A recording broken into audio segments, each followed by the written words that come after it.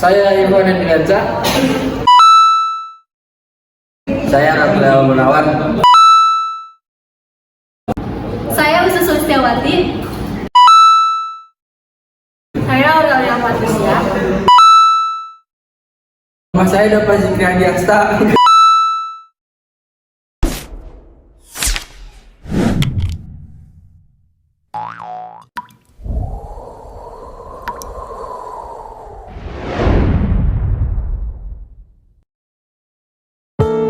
Manajemen by Objective atau MBO atau manajemen berdasarkan tujuan ini adalah pendekatan dalam manajemen di mana tujuan yang jelas dan terukur ditetapkan untuk individu atau tim dalam sebuah organisasi. Tujuan ini digunakan untuk mengukur kinerja, mengevaluasi pencapaian, dan mengarahkan sumber daya ke arah yang sesuai.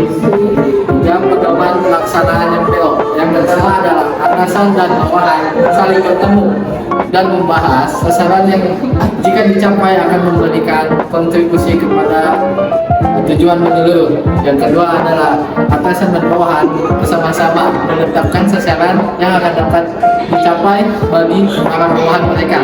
Yang ketiga adalah atasan dan bawahan saling bertemu pada waktu kemudian yang ditentukan, sebetulnya untuk mengevaluasi kemampuan bawahan dalam mencapai sasaran.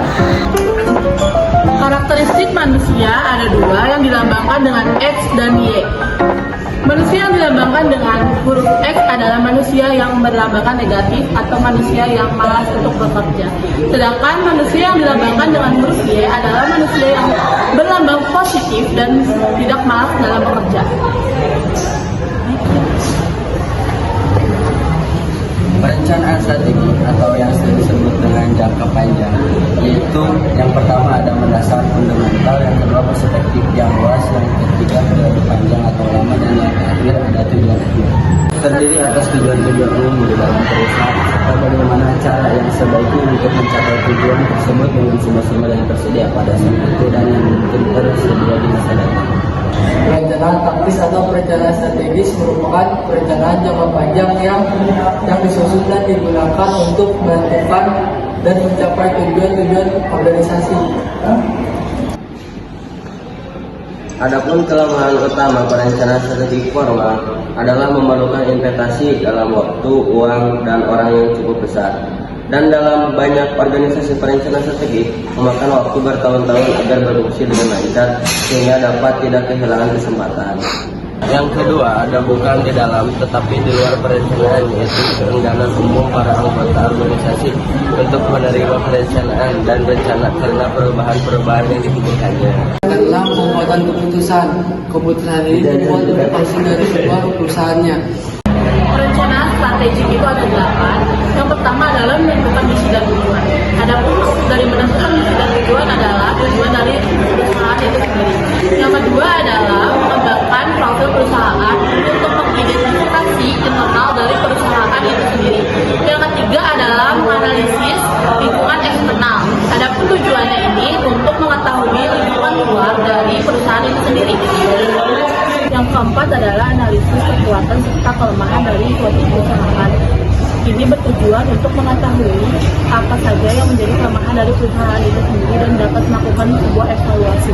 Yang kelima adalah analisa hambatan serta ancaman dari suatu perusahaan untuk mengetahui bagaimana cara memperbaiki jika ada kesalahan dari perusahaan itu sendiri. Tujuh adalah pengembangan strategi. Setelah perusahaan mempunyai perencanaan, maka pihak internal harus mengembangkan rencananya. Yang kedelapan adalah implementasi strategi. Itu adalah kita mengimplementasikan semua rencana yang sudah dilakukan untuk kemajuan perusahaan. Ada alasan mengapa banyak manajer ragu-ragu atau gagal menetapkan tujuan. Yang pertama, kurang pengetahuan tentang organisasi. Yang kedua, kurang pengetahuan tentang lingkungan. Yang ketiga, ketidakmampuan melakukan peramalan secara efektif. Yang keempat, kesulitan perencanaan operasi-operasi yang tidak terulang. Yang kelima, biaya. Yang keenam, takut gagal. Yang ketujuh, kurang percaya diri. Yang kedelapan, ketidaksediaan untuk memikir tujuan-tujuan alternatif.